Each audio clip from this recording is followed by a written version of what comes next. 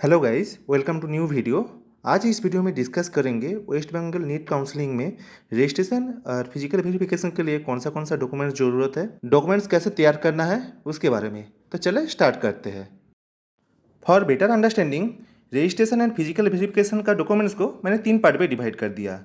First part में जो already आपके पास है, सेकेंड पार्ट जो आपको तैयार करना है, थर्ड पार्ट जो आप रजिस्ट्रेशन के टाइम पे आपको मिलेगा।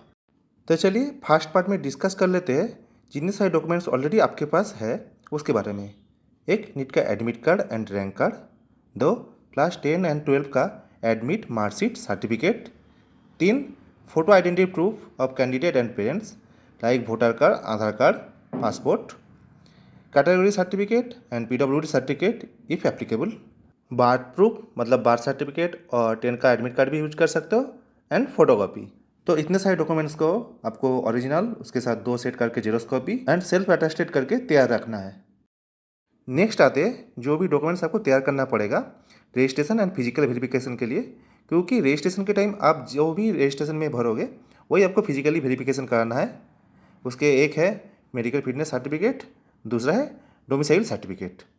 डोमिसाइल सर्टिफिकेट का 4 कैटेगरी रहता है, A1, A2, B and E। सबके बारे में इस वीडियो में डिस्कस करेंगे। उससे पहले लास्ट कैटेगरी के बारे में डिस्कस कर लेते हैं, जो पिछले वीडियो में मैं एक्सप्लेन कर चुका हूँ। ड्यूरिंग काउंसलिंग आपको रजिस्ट्रेशन करना पड़ेगा और रजिस्ट्रेशन के टाइम वो दोनों डॉक्यूमेंट्स आपको मिल जाएगा। एक है एक्नॉलेजमेंट रिसिप्ट, दूसरा है पेमेंट रिसिप्ट। जितना भी सारे डॉक्यूमेंट्स है सबका original copy with 2 set xerox copy and self attested करके तैयार करके रखना है। नेक्स्ट डोमिसाइल के बारे में डिस्कस कर लेते हैं।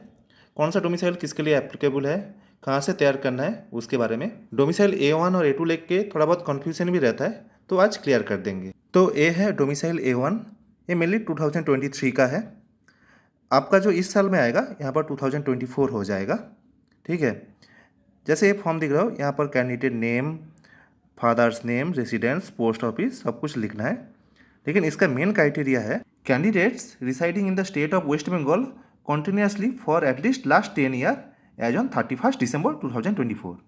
Candidates have passed class 10 or equivalent and 12 or equivalent from the state of West Bengal. तो इन सिंगल वर्ड ए जो लोग ड्रॉप आउट हो गया, मतलब जो लोग 2024, 23 और 22 इस साल में पास हुआ है, इन लोगों के लिए है, ठीक है। इस फॉर्म में आपको फोटो अटैच करके उसके साथ रेसिडेंशियल प्रूफ और डॉक्यूमेंट्स लेके BDO, SDO, DM, ADM, DMDC इन लोगों के पास जाना है। ए फॉर्म साइन होने के बाद एक बार चेक कर लेना जिस ऑफिसर ने साइन किया उसका full name, designation, place of posting, address, mobile number ये सब है कि नहीं है। नेक्स्ट A2 फॉर्म के बारे में डिस्कस कर लेते हैं।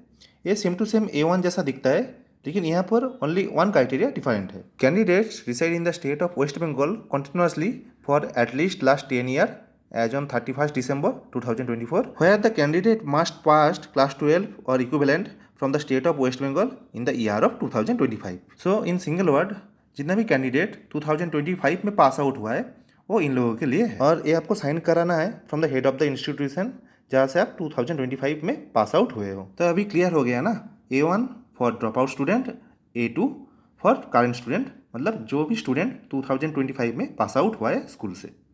नेक्स्ट आते हैं परफॉर्मा B के बारे में। Candidates not residing in the state of West Bengal continuously for at least last 10 year as on 21st December 2024.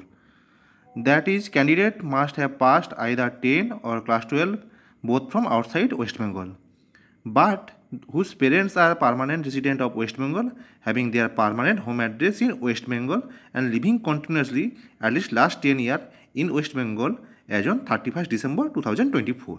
In simple word, candidates जो बाहर का स्टेट में 10 और 12 पास किया है लेकिन उन लोगों का पेरेंट्स का एड्रेस यहाँ पर ही है, लास्ट 10 साल से यहाँ पर ही है, उन लोगों के लिए है।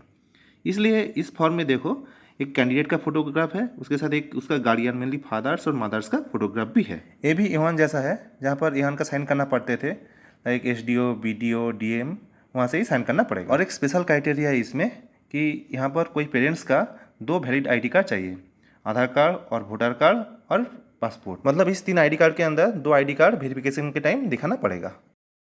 और एक ऑप्शन है जो है WB E-डिस्ट्रिक्ट वेबसाइट से आप डोमिसाइल सर्टिफिकेट तैयार कर सकते हो, लेकिन इसमें भी आपका 2 ID कार्ड का ज़रूरत है वेरिफिकेशन के टाइम, जैसे B में था। होप सो डोमिसाइल के बारे में और कोई डाउट नहीं होना चाहिए। और अगर इसके बाद भी डाउट है मुझे टेलीग्राम ग्रुप और व्हाट्सएप चैनल में पूछ सकते हो। ठीक है, नेक्स्ट डिस्कस करते हैं मेडिकल सर्टिफिकेट के बारे में। Medical certificate format, domicile certificate format सब WBMCC वेबसाइट में ही मिल जाएगा। मेरे पास अभी जो है वो 2024 का है, लेकिन हर साल एक ही रहता है, बस यह चेंज हो जाता है। यहाँ पर आपका रोल नंबर, एप्लीकेशन नंबर, 2025 का या रैंक लिखना है पहले। उसके बाद एक कोई डॉक्टर के पास जाना है, गवर्नमेंट और प्राइवेट कोई भी हो सकता है, जो MBBS पास है और उसके पास उसका नंबर है, रजिस्ट्रेशन नंबर है। ठीक है, उसके बाद पर्सनल डिटेल्स फिलअप कर लेना है, जैसे आइडेंटिफिकेशन मार्क्स, अपारेंट एज, उसके बाद रेस्पिरेशन के टाइम चेस्ट का मेजरमेंट, हाइट, वेट और BMI। और BMI मेजरमेंट तो ईजी है, मतलब आपका वेट kg में और उसके डिवाइडेड बाई आपका हाइट मीटर में जो आएगा वही BMI है। ठीक है, और ये मेनली 2 पेज का फॉर्म होता है। तो नेक्स्ट पेज में जैसे इम्यूनाइजेशन स्टेटस, कंप्लीट और fully immunised, general, physical, good और एवरेज, कुछ भी लिख सकते हो, ब्लड ग्रुप। उसके बाद लास्ट पोर्शन में डेट, प्लेस, ये तो लिखना ही है। उसके बाद यहाँ पर जो मेडिकल ऑफिसर आपका साइन करेगा, फोटो भी उसी मेडिकल ऑफिसर से अटेस्टेड करना है और यहाँ पर एक स्टैम्प ले लेना है। ठीक है, इससे मेडिकल सर्टिफिकेट कंप्लीट हो जाएगा। फिजिकल वेरिफिकेशन होने के लिए इतना सारा डॉक्यूमेंट्स तैयार करना है, उसके बाद इसको संभाल के भी रखना है वेरिफिकेशन कंप्लीट होने के बाद, क्योंकि एडमिशन के टाइम सेम डॉक्यूमेंट्स लगेगा, उसके साथ और भी 2-4 डॉक्यूमेंट्स एक्स्ट्रा ऐड होगा। ठीक है, वो बाद में एक वीडियो में बोल देंगे, लेकिन नेक्स्ट वीडियो में मैं चॉइस फिलिंग के बारे में डिस्कस करेंगे। होप सो फिजिकल वेरिफिकेशन के लिए जितना भी डाउट था आप लोगों का क्लियर हो गया, और नहीं क्लियर हुआ तो मुझे मैसेज कर देना टेलीग्राम पे और व्हाट्सएप पे। ठीक है, चलो नेक्स्ट वीडियो में मिलते हैं।